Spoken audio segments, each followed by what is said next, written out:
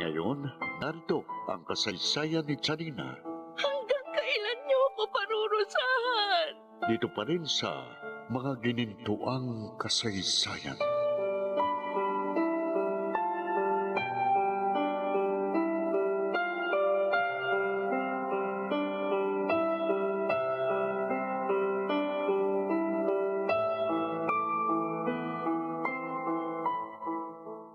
Ay, sir, pasensya na po kayo sa luto ko, sir.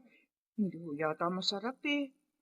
Ang totoo kasi, hindi naman po ako mahusay magluto. Maglinis lang ho at mag-ayos ng damit ang alam ko. Nay, masarap naman po ang luto niyo Nabusog nga ako. Oo, pero si Sir Artemio, Wala kang dapat na alalahanin sa akin, Donata.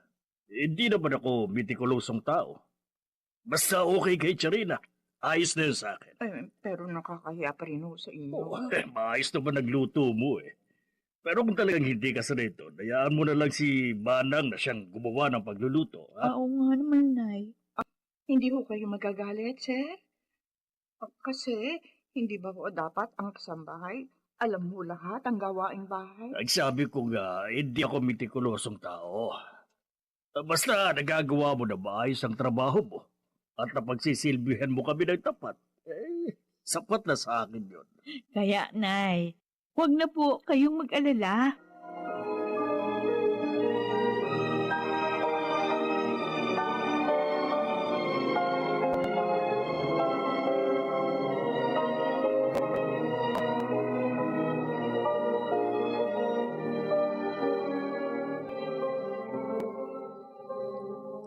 Ang lakas talaga ni Charina sa matandang yun.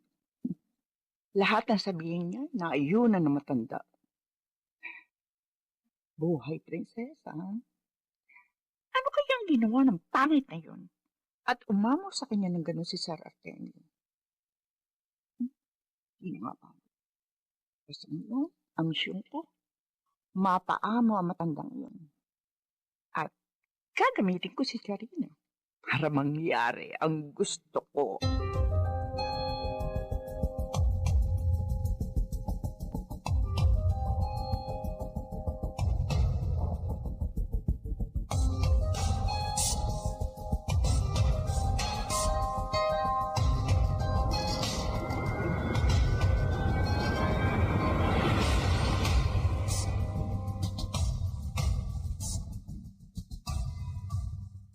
Nay, tutulungan ko na kayo maglaba.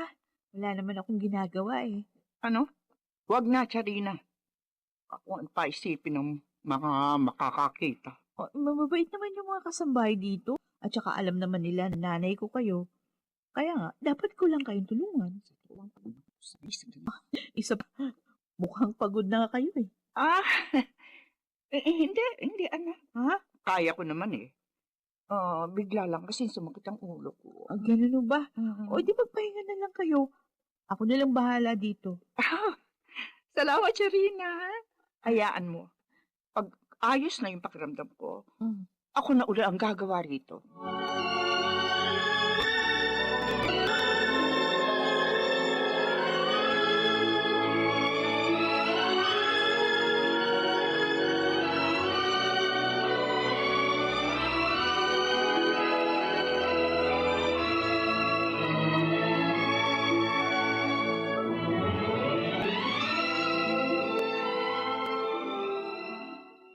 Wow!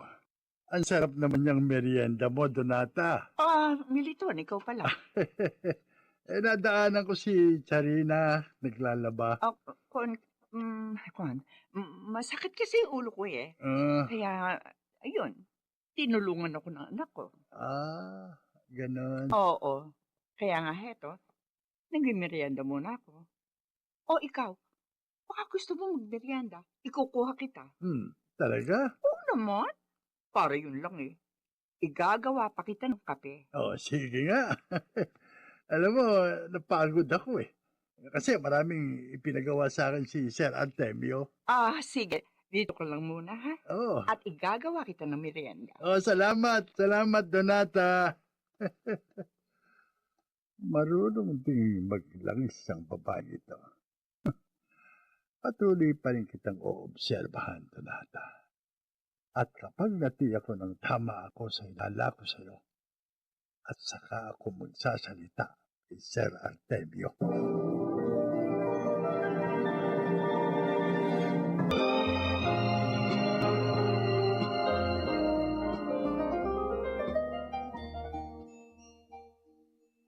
Ah, mabuti na lang at maagang natapos ang meeting sa kumpanya, Militon. Oo nga, Sir.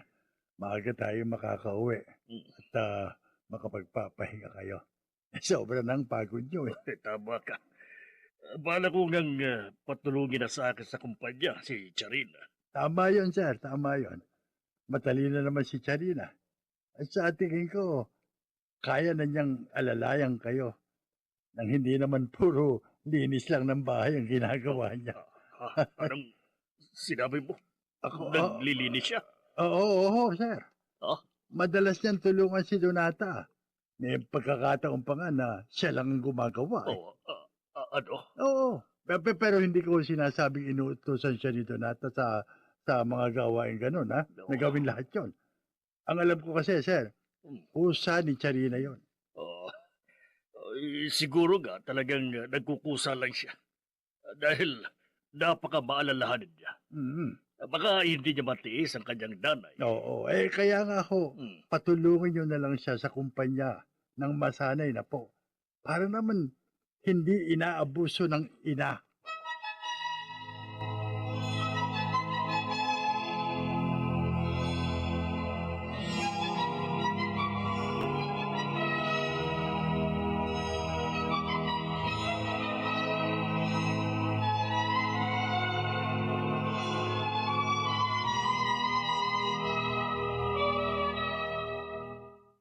Oh, hamasid, anak.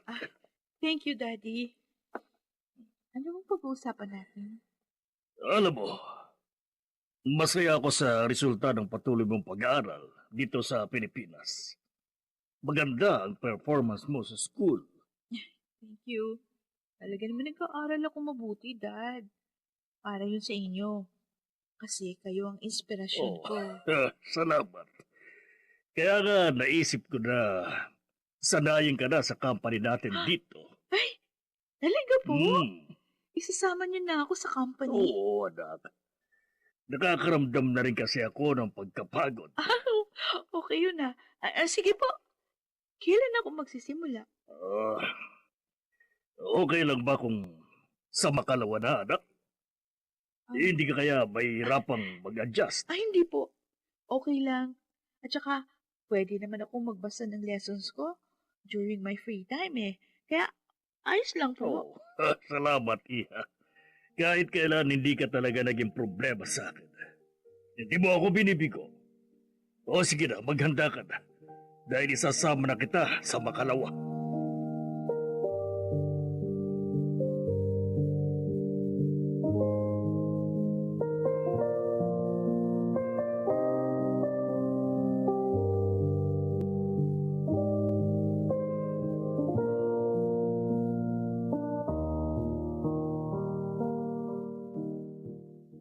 Ang ganda ng suot ni Charina kaninang umalis sila ni Sir Artemio. Mag-opisina na siya. Sarap talaga ng buhay niya. Mabuti pa siya. Palibhasa nakapag-aral. Kaya ngayon, magiging katulong pa siya nandun. Hindi katulad ko. Walang narating. Kasalanan to nung walang niyang lalaking gumahasa sa akin. Yung ama ni Charina, sinira niya ang buhay ko. Binigyan pa niya ako ng isang pangit na anak. Kahit lumipas ng panahon, hindi pa rin nawawala ang galit ko sa animal na yon. Kasalanan niya pagkasira ng buhay ko.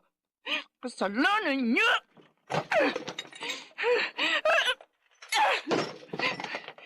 Kaya ngayon may biyayang dumating sa pangit niyang anak. Dapat lang na makinabang ako. Bayaran niya ang pagkasira ng buhay ko.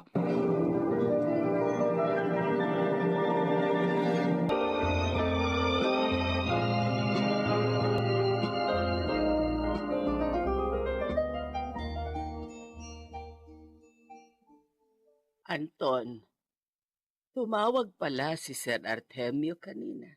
Oo, sister. Hinahanap po kayo. Anong sabi mo? Sabi ko ho, masama ang pakiramdam nyo. May sakit kayo. Tinatanong pa nga niya kung ilang araw na kayong may sakit. Magpapadala raw ho, doktor.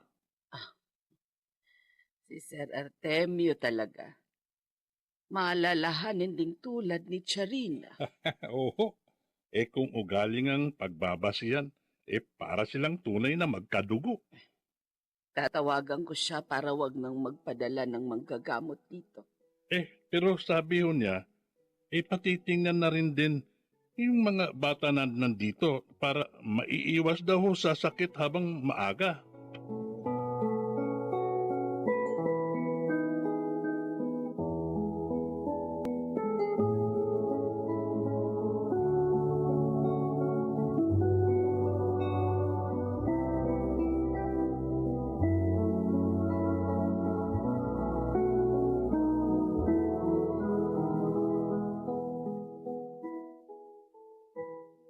Ano po?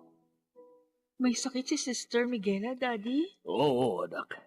Yun ang nalaman ko nang tumawag ako doon kanina. Kaya sabi ko, ipapadala ko doon ang family doctor natin. Okay. Tama po. Para ma-check up nila si Sister.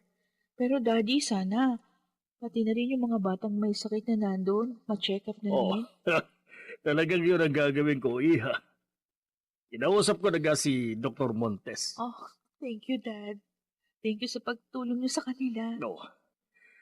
Sumama ka kay Dr. Montes pagpunta sa ampunan bukas. Total, wala naman tayong opisina. Magpatulong ka na rin kay Donata. Si Inay po? Oo. Kailangan mo ng tulong. Marami ako ipapadala sa ampunan. May iniutos ako kay Militon, kaya hindi ka niya matutulungan.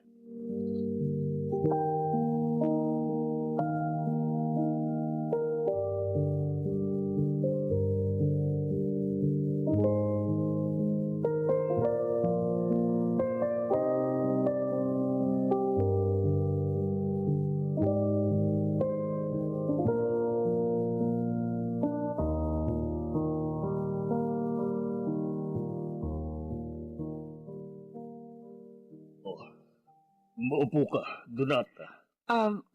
Bakit niyo po ako ipinatawag, sir? Ano po yung utos niyo? Wala naman. May sasabihin lang ako sa'yo. Gusto ko sana samahan mo si Charina bukas sa pagpunta sa bayang puna ni Sister Miguela. Sister Miguela? Oo. Yung madring pinag-iwanan mo noon sa iyong anak. Sir Artemio? Marami kasi kaming gagawin ni Militon bukas. Hindi niya matutulungan si Charina. Kaya naisip ko na ikaw na lang ang ipasama sa iyong anak. Sir? Bakit parang atubili ka? Ayaw mo bang tulungan ang anak mo? Hindi ba pwedeng samahan mo siya?